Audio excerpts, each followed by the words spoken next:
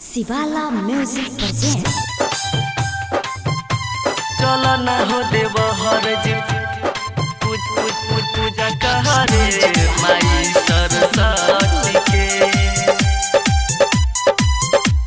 माई सरस्वती। चलो न हो देव हर जी पूजा कहरे माई सरस्वती के चला न देवर जी पूजा करे माई सरस्वती के करब दर्शन राखी परसन कि माई के भक्ति से कि माई के भक्ति से। चलो न हो देव हर जी पूजा कहरे माई सरस्वती के चलो न हो देव हर जी पूजा कहरे माई सरस्वती के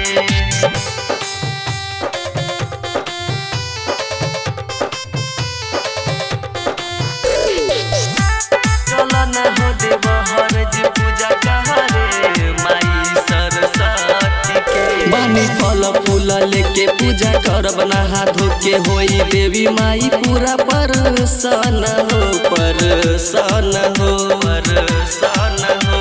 इ तो होवे देवी माई एकर गीत जगाई दी खुश हो के माई दर्शन हो दर्शन हो दर्शन। बसल बाटे धून तो गहला न धून कि माई के भक्ति के कि माई के भक्ति के।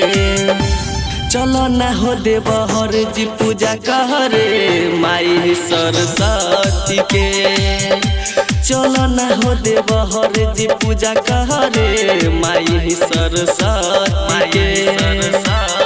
के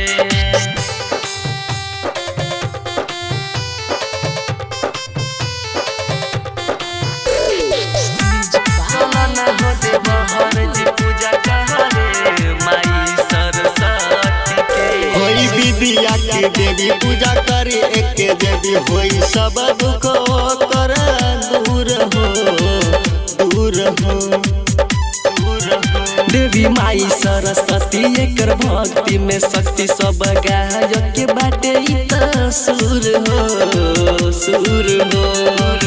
सुजन अजय आनंद गवे लाइसन कि माई के भक्ति के कि माई के भक्ति के।